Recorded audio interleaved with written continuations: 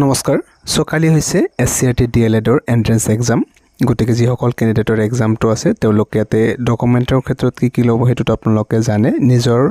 এইটো এখন যেটো এডমিট কাৰ্ড এইখনটো ল'বই লাগিব তাৰ লগত আপোনালোকে ভ্যালিড আইডেন্টিটি কাৰ্ড এখন ল'ব মানে যত আপোনালোকৰ ফটো থকা আইডেন্টিটি কাৰ্ড মানে আধাৰ কাৰ্ড নাইবা ভোটাৰ কাৰ্ড পান কাৰ্ড যিকোনো এখন ল'লে হ'ল আৰু আপোনালোকে ইয়াতে প্ৰিন্ট আউট কৰি লৈ যাব এই এডমিট কাৰ্ডখন হয়তো আপোনালোকে যেটো ইনষ্টিটিউট পঢ়িছে তাৰ ওচৰত কম্পিউটাৰ দোকান নাথাকিব পাৰে আপোনালোকে সেইখিনি ৰিস্ক নলব ঘৰৰ পৰা নিজে আগতে প্ৰিন্ট আউট কৰি লৈ যাব আৰু ইয়াতে আপোনালোকে এটা কথা মন কৰিব যেহেতু নেগেটিভ মাৰ্কিং থাকিব 0.25 মাৰ্কস কে গতিকে আপোনালোকে আনসাৰ কৰাতে যিখিনি পাৰে আগত সেইখিনি আগত কৰি ল'ব তাৰ পিছত আপোনালোকৰ নোৱাৰাখিনি আপোনালোকে অপচন এলিমিনেট কৰি সেই মতে আপোনালোকে নিশ্চয়কৈ কৰিব মানে 10টা বজাত ৰিপৰ্টিং টাইম ৰাখিছে 11 বজাৰ পৰা 1 বজালৈ আপোনালোকৰ 2 ঘণ্টা সময়ৰ এক্সামটো হ'ব আৰু নিশ্চয়কৈ সকলো নিজৰ চেণ্টাৰটো গমে পাইছে জানে সো ইয়াতে আপোনালোকে সময়ৰ আগতে তাতে গৈ পাব লাগিব আৰু 45 মিনিটস আগত গৈ যাবলৈ এডভাইস দিয়া হৈছে আপোনালোকে 15 মিনিট লেট কৰি গলে কিন্তু ইয়াতে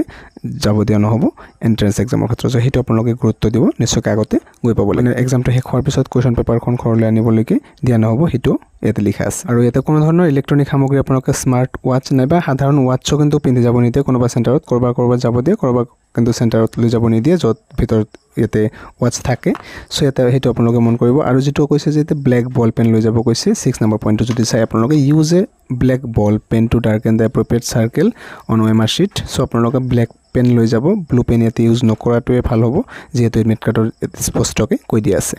আৰু ইয়াতে আপোনালোকে বহুত ইয়াতে কষ্ট কৰিলে সো আপোনালোকৰ এক্সামটো নিশ্চয়কৈ ভাল হ'ব ভালদৰে এক্সামটো দি আহিব আৰু এটা ভাল নম্বৰ ক্লিয়াৰ কৰিবলৈ নিশ্চয়কৈ সক্ষম হ'ব যাতে আপোনালোকে গভৰ্ণমেণ্ট ইনষ্টিটিউচনতে সিট পাই যায় বাকি এতে ৰিজাল্টটো যেতিয়া ঘোষণা